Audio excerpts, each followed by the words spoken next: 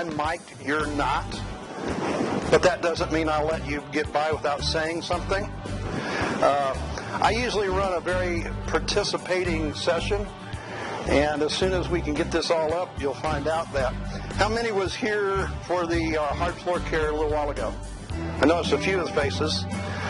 I'm going to disagree with a few things he said, just to let you know that ahead of time. Okay? How many have been doing this all their life? Okay, we got a few lifers, but it's like we got the lifers over here. So how many of you have been in it 5 years? 10? Last month? Oh, didn't expect that one. Because whenever you're talking about custodial work, we have people that are in it from last month, just today, to people that have been doing it 40 years like me. Let's see if we can make this bigger.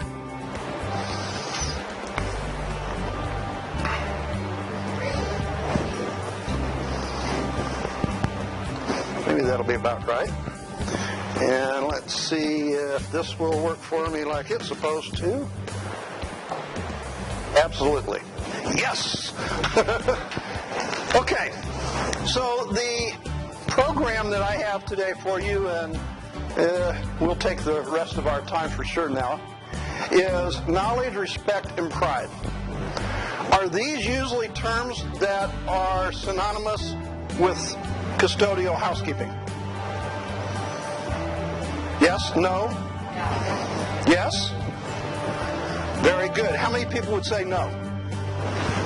How many people say you fought for it tooth and nail for the last number of years? Yes. You have to continually impress people with the fact that we are a viable part of what is going on. Yes? Well,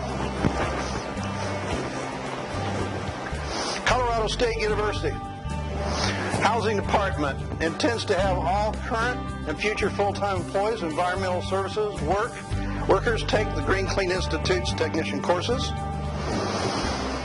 Each employee will go through the certification program in the first year of employment. Supervisors will document that the employees follow the appropriate cleaning procedures and use the tools, supplies. Each year the employees will stay current by retaking CEU renewal courses from GCI. This training will be placed in the employee's file. Thank you very much, Kate. Very much appreciate that. Why did I show you this to start a session? I said this would be participation. I don't answer till somebody else does.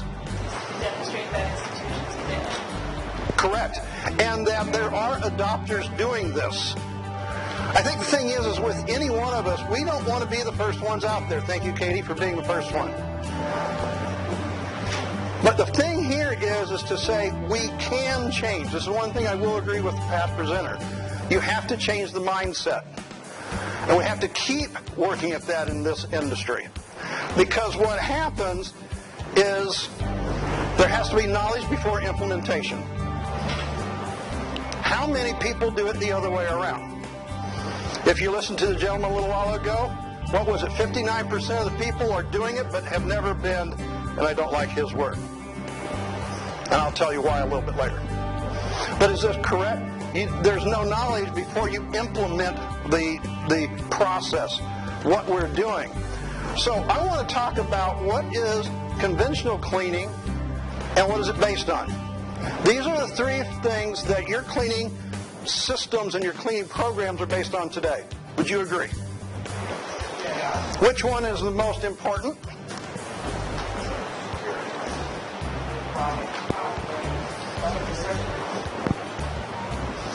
Very good. Green cleaning, on the other hand, is based in. Notice one is based on, one is based in. Very distinctly. You know, I'm in the education business. Ironic, I'm talking to a bunch of facilities that tend to believe they educate. And we'll all kind of debate that later, right? Science, reality, and practice are Are these words foreign to what you're doing in your custodial operation today? And I'm kind of getting maybe. So you're not green cleaning?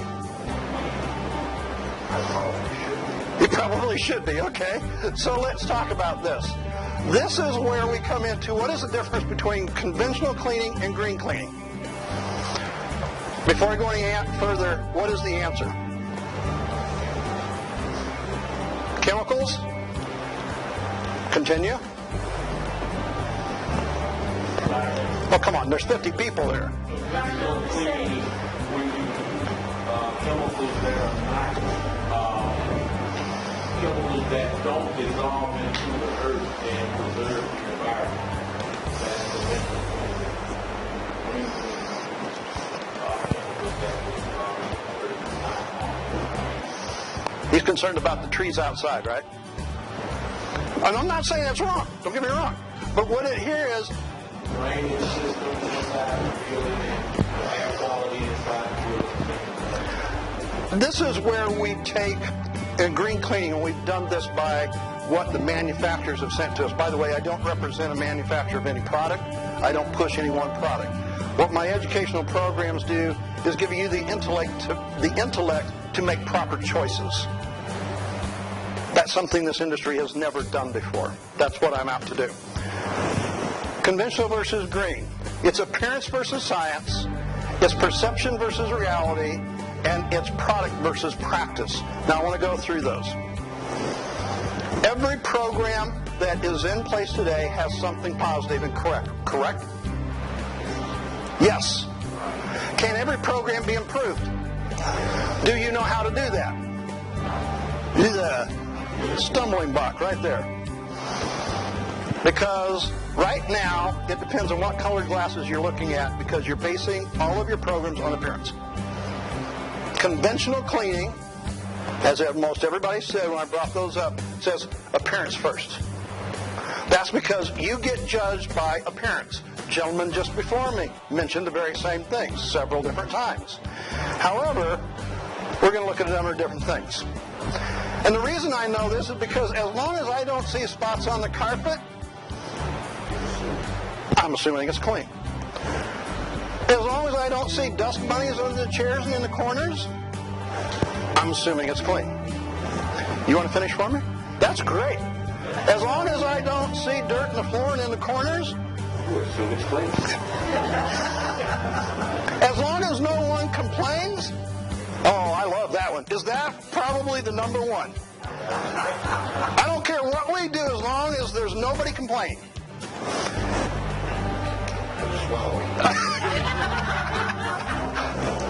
See what front row gets you? I love this. As long as, and then there comes that finger, right? Oh, you're the ones pointing the finger. Sorry, wrong group. I've been on the other side of the finger. I've been the one pointing the finger, and now I'm instructing about how to keep that finger from pointing. Because what's missing?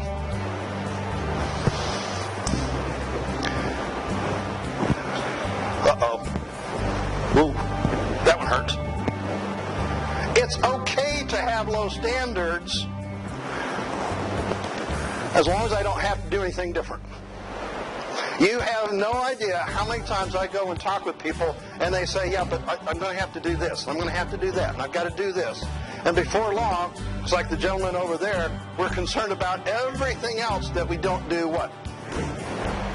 Anything at all. You know what? This is what I call GPS. Anybody have GPS? Yeah, it's on my phone. It's what helped get me here. Because I'm from Missouri. And in Show Me State, you know, we got lots of area, lots of expansion. You get down here on this side of the country, and man, you put it all right close together, and if you don't make the right turn at the right time, GPS. Well, my GPS is green pig syndrome. Did you know the pig is the fourth most intelligent creature on the planet? As long as I have a pig, I can paint him green. Is he still what? What do pigs consume? What about your budgets? What about all of the stuff that comes to you? Do you kind of do the same thing? You saw a whole bunch of stuff down there, and if you're in the cleaning industry, that trade show today wasn't for the cleaning industry. If you go to a cleaning industry show and you get all of that stuff, what have you got? All that stuff, you consume it all, and this is what a gentleman told me one time. I don't mind being environmental as long as it doesn't cost me anything. Green pig syndrome. You know what? If you don't ever intend to change anything, go to that door and walk out. Because the thing you don't understand is it's costing you already. That is an invalid statement. That is an excuse. So how do we get past this? Green cleaning standards are founded in, not on, founded in science with a focus on one thing, and that is health. If you're green cleaning, there's only one thing. If there's anything you take away from today, folks, green cleaning equals health. Period. End of story. All conversations over and done with. Every other explanation is pretty much flowery. Because there's one thing that is important to us, and that is health. So, it isn't clean the same as healthy? Oh, okay. Yeah. So, how do I know it's healthy? You said no. So how do I know if it's healthy? You want to move right? Yeah. How do I clean what I can't see? You see, if we're in conventional cleaning, it's by appearance. So if you can't see it, how can I see that it's clean or not?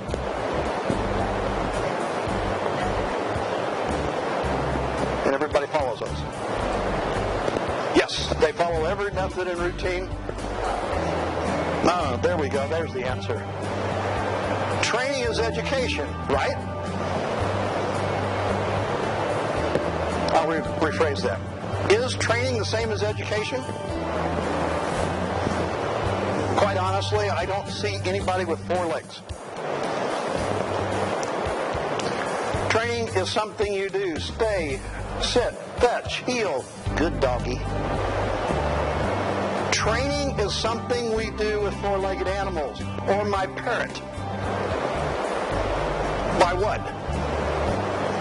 Repetition. Here's the reward. Do what Jane did because Jim did it. This is our program. What's missing is education. What we instruct at the Institute is why do I clean before it's how I clean. That's the difference between education and training. If you only have training in your program and you do not have the word education, you're missing the most important part. Because I have proven that if I educate why, then I can get more results. Isn't that why we clean? For results? So what I said here is to say that a building is clean does not mean that it's healthy. Why? Because conventional cleaning says it's by appearance. But if a building is healthy because science says it is, it will have the side effect of appearing clean. Understand what I'm saying? Let me prove some things. This is where we take a look at the two different things. We've talked about this already. Clean is in the eye of who? The one with the little checklist that gives the check mark. Right?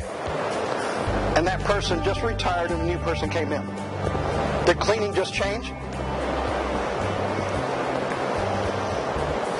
Because there's really no standards. There's just judgment. We come around with a little checklist and we give a judgment to it, but who understands what those standards are before the judgment comes down, before the finger pointing starts? Because everybody has an opinion, and opinions rule. You ever heard this? Does this play in your facilities? Okay, participation. Yes or no? Am I talking the right language here? Do we agree? Because everybody has the final say, right?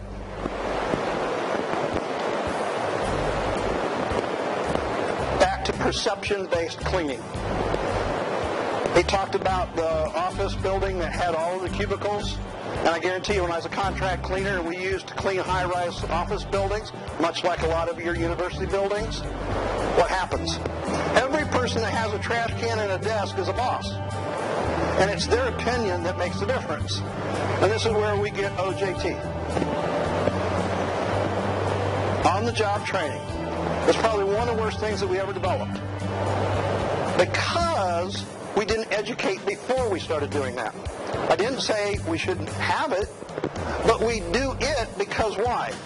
I can give you keys to the building, I can tell you go to that floor, and I'll be by later to tell you how to do it. Nobody does that here, right? Don't answer that. Because this type of cleaning leaves films on surfaces. We'll talk a little bit about that and what that means. This is where we start with the knowledge part of it. That's what we did in conventional cleaning. Let's talk about what we do when you have some knowledge. Because cleaning and green cleaning is the reality of what is actually happening, not the perception. Starts with testing. Has anybody ever seen one of these devices? See a couple hands? Don't tell me how much you don't use them. Yes, sir. You do have it? Okay? The thing is then what you have to do is you have to measure. Having it is not the issue. It's whether you use it, and you use it consistently and correctly.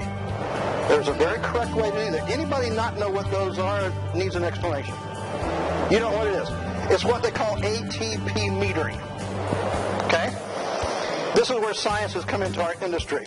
If there's any one thing you can do for your residence halls right now, is get an ATP meter. I'll tell you some things. It costs you about $1,000 for the meter. It costs you about $3 for the swab.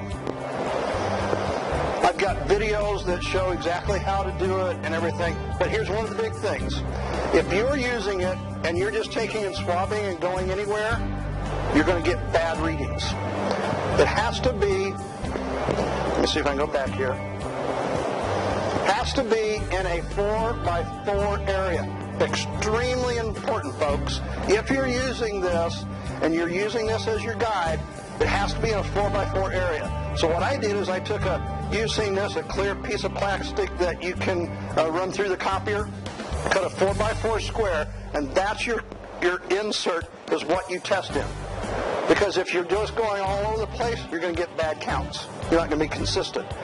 So just like with anything else, you have a procedure, and if you don't follow that procedure, you're not going to get the right measuring. But what this is science. This is looking at what I can't see. Any disinfectant, any cleaner that you're using has regulations on it, correct? I won't ask you what it says on the label because most people don't know. But it does say that it has to be used consistent with the manufacturer's labeling or it's against federal law. Most people are breaking federal law. The other thing is this is also a product, if it's a disinfectant or a sanitizer, that will only kill microbes under 400 parts ppm in blood serum. You can't see 400 parts per million. So how can you tell whether your disinfectant works? I didn't say how you used it. I said if you're using it, you cannot see what it tells you it should do unless you use this and you go back and you test your procedures. All of your practices, all of your procedures are for naught because you're not actually disinfecting anything. This is where education comes into play. This is why our courses educate you on why you are doing something so that when you go to use the processes, you will use them correctly and appropriately for the right reason, and that is results. You can't get results if you're not educated on why you're doing it. But there has to be best practices. The difference that I have here is best practices versus standards. I'm not going to cover everything in my next, what do I have till 4 o'clock? 45 minutes. I'm a little bit behind, trying to catch up.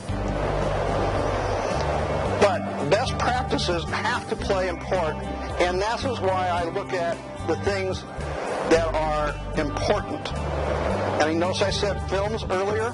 This is bioloading and biofilms. When you talk about the science of why am I cleaning what I'm doing and health, we're talking about microbes that affect us in very, very serious ways.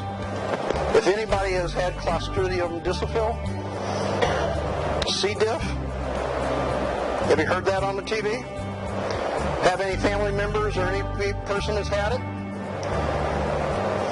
I can be very graphic. I'm in the cleaning business. But I won't. I'll spare you that detail. Let's just say this. If I don't worry about these biofilms and what's on that surface, you've heard of norovirus from the ships, okay? This is worse than that. C. diff is when you have a bacteria that attacks your lower intestines and you have no control of them. Absolutely, categorically. Now, if you are the one cleaning that up, I'll leave that alone. Conventional cleaning focuses on these three things. This is what y'all told me just a minute ago, right? Is this not what you do? When you go to a trade show, is this not what you're looking after? Who goes looking for education on why I should use this product?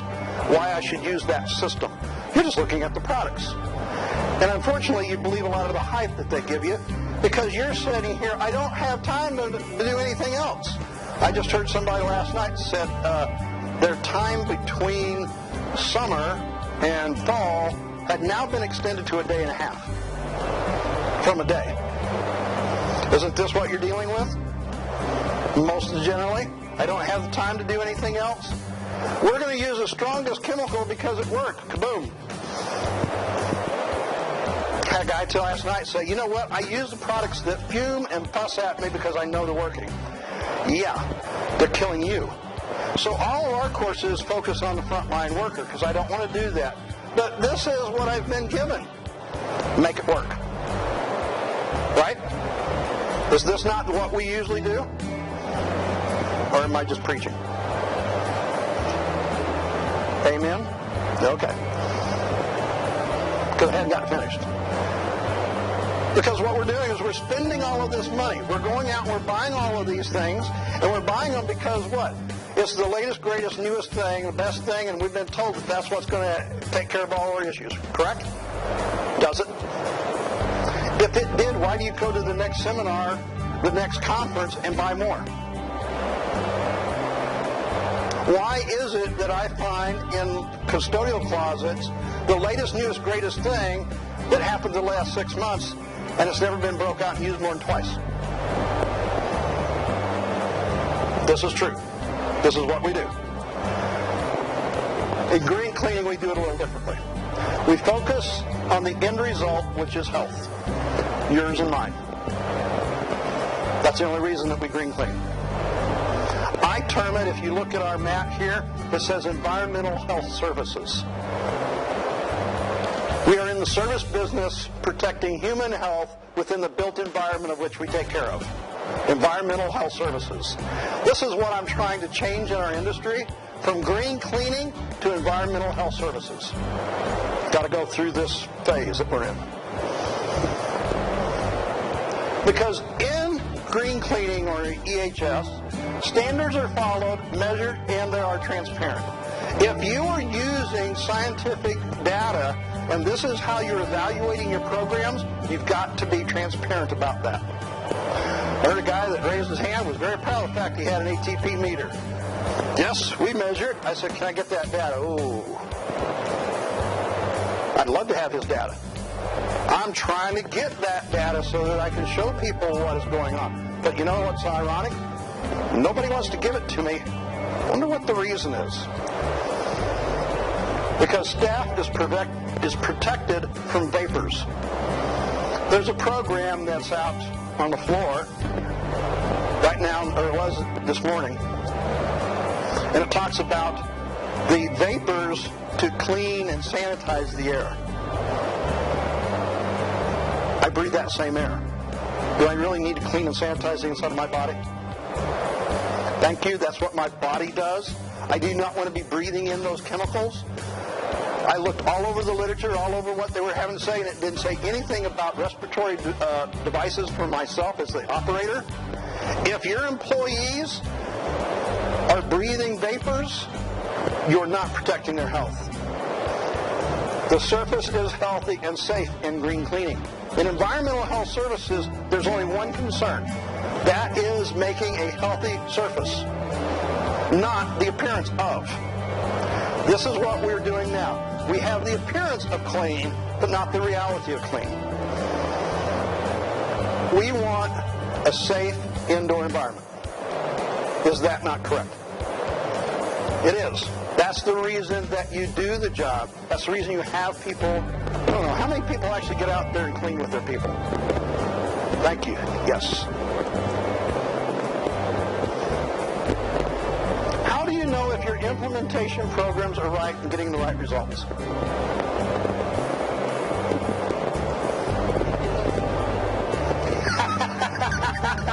Well, you're being honest with me. Anybody else? Testing? Is it transparent? Can I get some of that? Yeah, not from me, he says. Go ahead.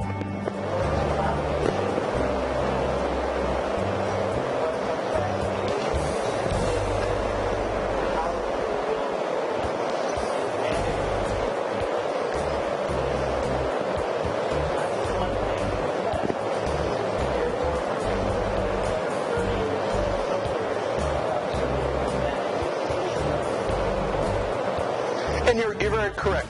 There's more than one thing here. I'm talking about surfaces predominantly at this moment. But you bring up the point. IAQ, indoor air quality. I'm working with a firm out of Florida right now that this is their business. And we're working on setting up protocols to bring into our institute so that we can bring it into a program I'll show you here in a minute, so that we can actually help you qualify and quantify those things that are not just surface touching, but also where I breathe. This is Missouri. I am from Missouri, so I have to use my own state, my own country, if that some people say. But the green laws that are out there, they really don't show us how to implement anything, do they? Has anybody got a green law that showed them how to do what they're doing? Because what happens is most of them say, find your own education, your own training. The program is really only to help you procure the right items. Right? And so then what you have to do is you have to go to your local distributor and find out, okay, what do I need to know? How do I use this? And what they do is tell you their version.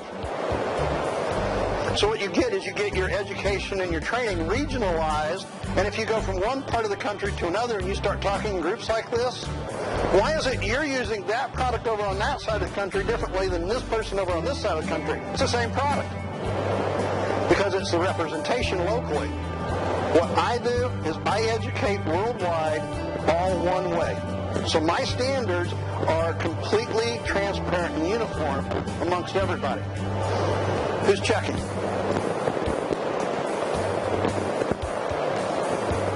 Who's checking that you're following the green laws that you have in your states?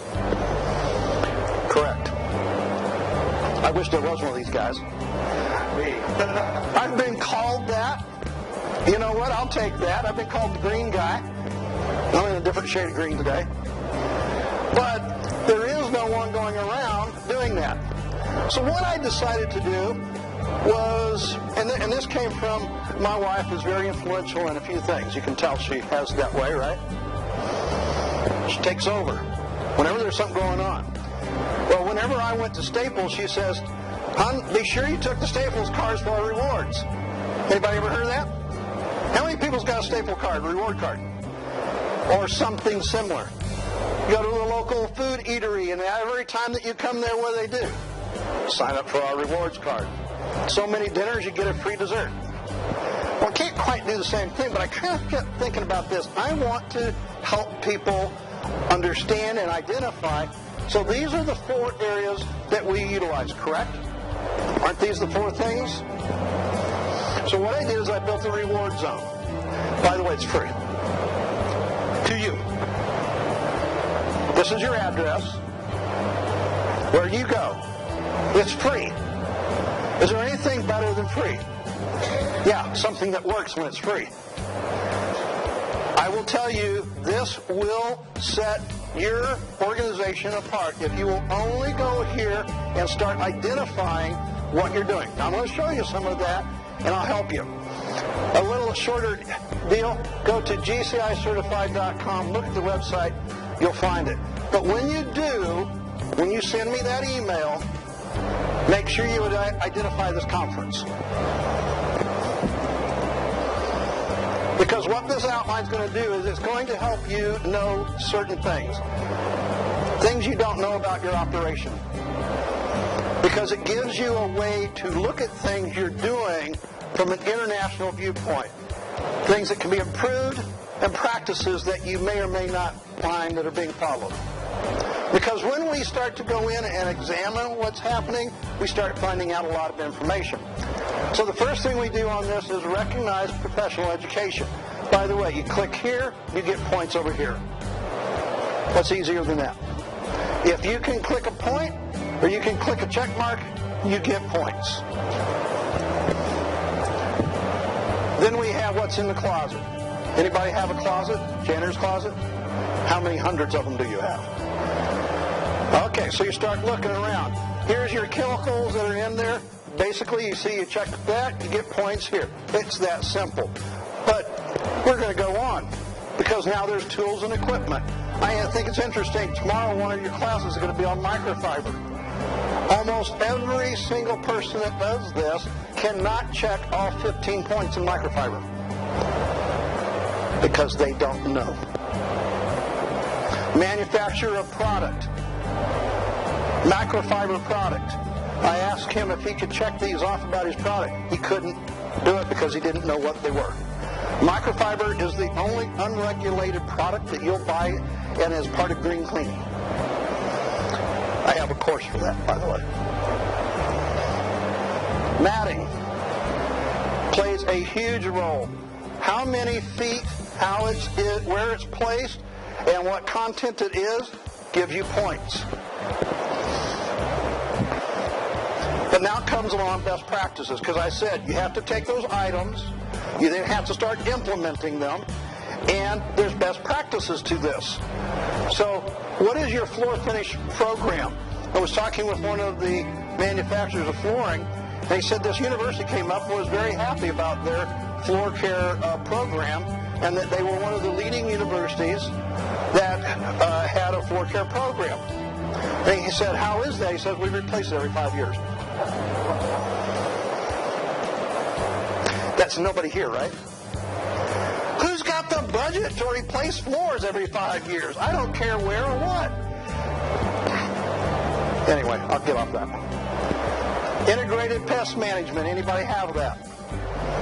You get points for having that, doing it, and being able to document that. So what's the goal? This is a local high school where I live. They went through the program. By the way, just so you know, there's 1,000 points right now available. They got 625. I awarded them this, and this mat that you see right here, except it has a different date, is the mat that they have at their doorway. And so whenever somebody comes in, this is the mats at their door. What does that identify?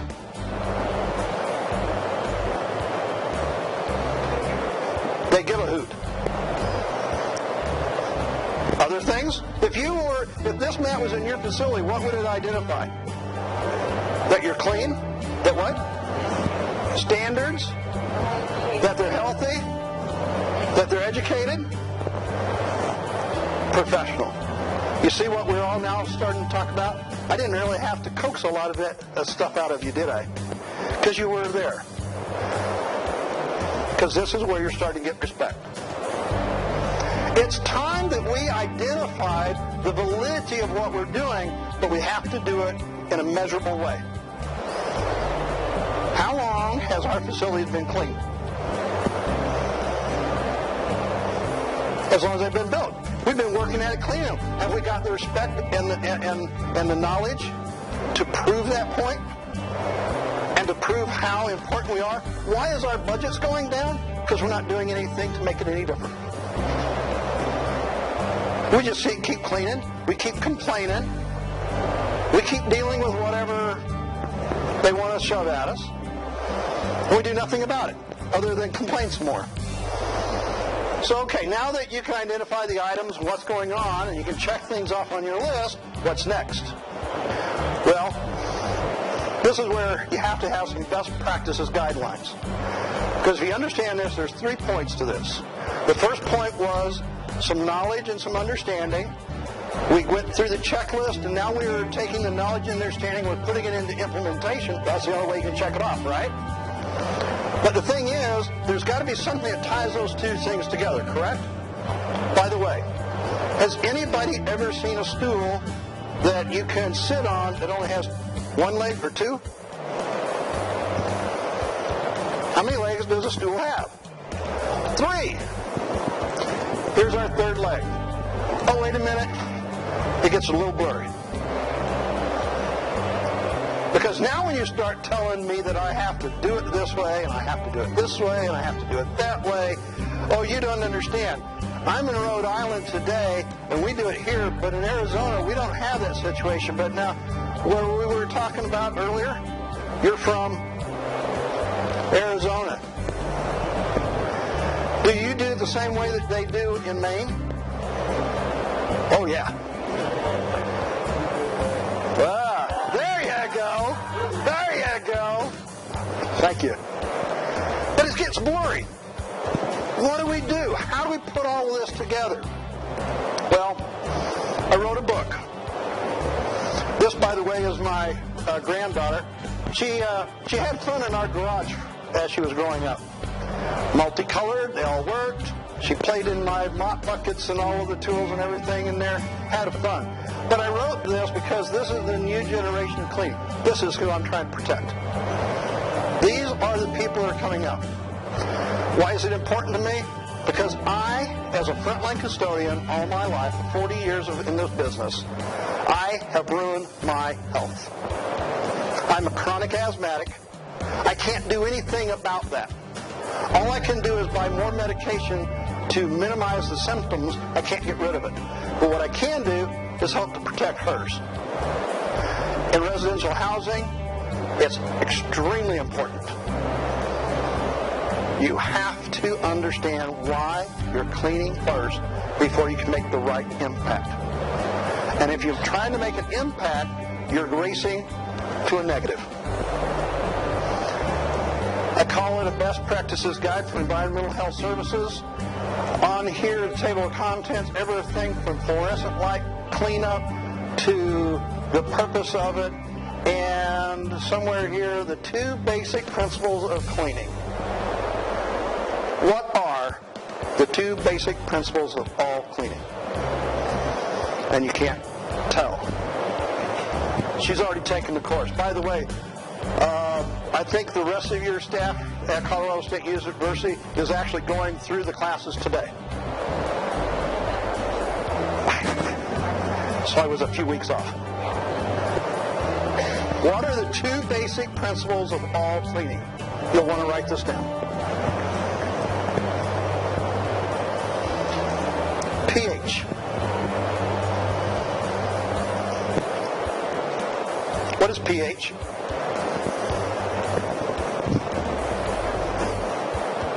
It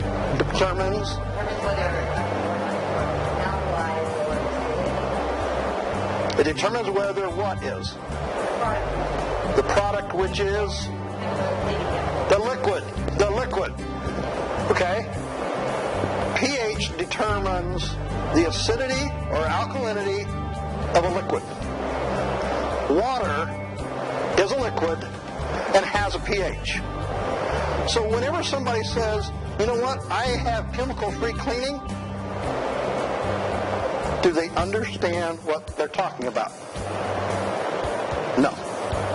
We use terms generically, not understanding why. Do you understand what I'm trying to say here? This is all about education. If I don't understand why I'm saying something, why say it?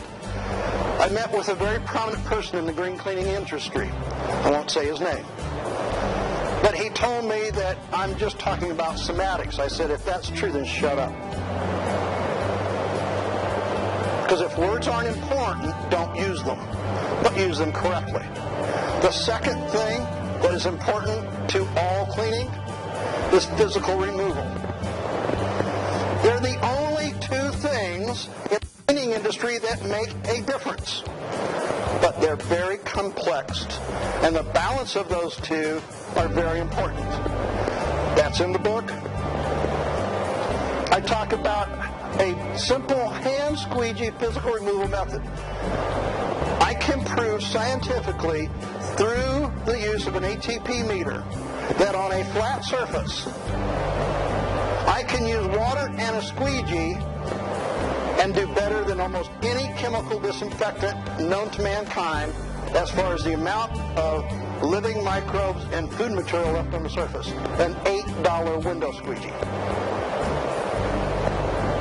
Why are we spending hundreds of thousands of dollars, countless hours, and we have forgotten that? Let me ask a question. How many people have a riding automatic scrubber on their campus? How much did you spend for it? Oh, she's shaking. She already, the budget just hurt, right? Over 15 grand? Over 15 grand. I'm going to come around to you folks that have those and take your squeegees off and replace them with a mop. Where's your scrubbers at? I'll be there tomorrow. How many people want me to come? You would never think of doing that, correct? But that's your floors, where nobody, you know what, there's very few people walking around on their hands at this age anyway, hopefully. But yet, this is what we do to the surfaces that we tell them to come into. That we can't, you know, we're mopping them with rags that are loaded out of buckets that are loaded. But yet, we spend $15,000 on an automatic scrubber that has what? One simple thing that makes that whole $15,000 machine work. Called a? Thank you. In the book, I also talk about best practices for finish application. Do you notice right here, there is no mop bucket. There is no fancy applicator. By the way, book's up here. My wife will be able to take your $20. It's available as an ebook for those that want connections with videos. Less than $10 on Amazon.com. We have it here. You can buy it there. Where you can get the book is right here. This is my own personal website. I can say anything I want to and usually do. By the way, if you haven't figured it out right now, I'm self-centered, I'm egotistical, and I'm proud of it. Anybody have a problem with that? Why do I say that, and why am I that way? Because I know exactly how to take care of my health. If I can't take care of my health, I have no business talking to you about how to take care of the health of other people. I have to first take care of my indoor environment before I can take care of that gentleman's outdoor environment. The problem with green cleaning is we have this worldwide holistic approach to it that we want to talk about all of this other stuff before we actually talk about what matters. At this point, I bring pride to the whole program. I've been a custodian, I've been a janitor all my life, and I am very proud of it because I have had the ability to affect the health and well-being of millions of people by what I do in a positive and proactive way. I heard a gentleman talking about maintenance of a building. How many people are actually in the maintenance part of their facilities? We all are. But when you say maintenance, they're thinking electrical maintenance, plumbing maintenance, facility maintenance. Well, you know, I'm in the maintenance of lives. That's what I'm in. I just do it by cleaning. I just do it by tools. I do it by the use of those things. Because cleaning is based in science, and it produces a better appearance. Cleaning that is based in the science of doing the job, which has knowledge behind it, gives a better appearance. How do I know that? Well, at one time, my company in Tulsa, Oklahoma, cleaned 53 Walmart stores, and we had the shiniest dirt in Oklahoma. You know why? Because we had very little time, and I rigged up a 55-gallon drum with this apparatus across it and a dust mop behind it that I could dump a 55-gallon drum of floor finish on the floor in less than 20 minutes. Didn't care what was under the floor finish.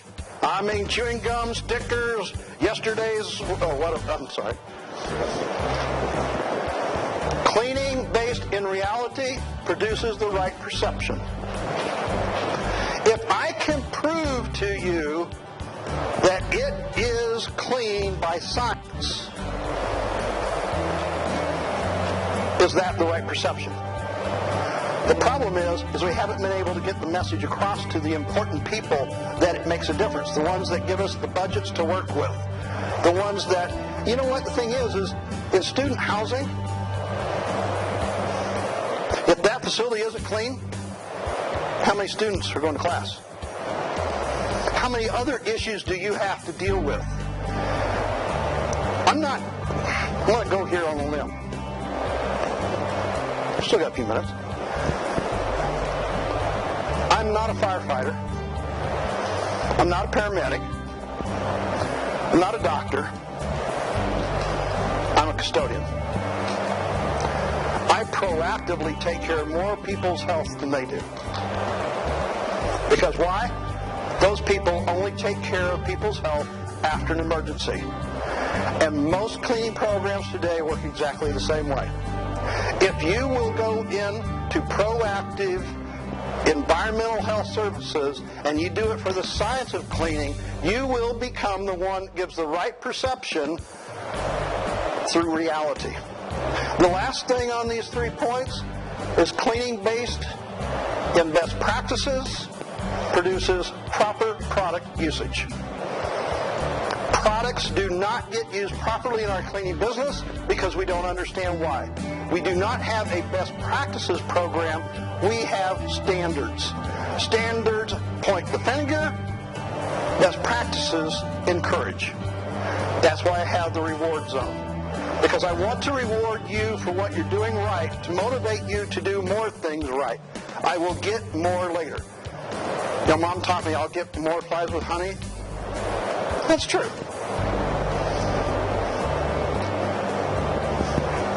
That is knowledge, respect, and pride. You've just seen the outline of my first course. We have a technician's course. That course is the course that every single person that is certified in my organization worldwide has to go through. That is the front sheet of the first course.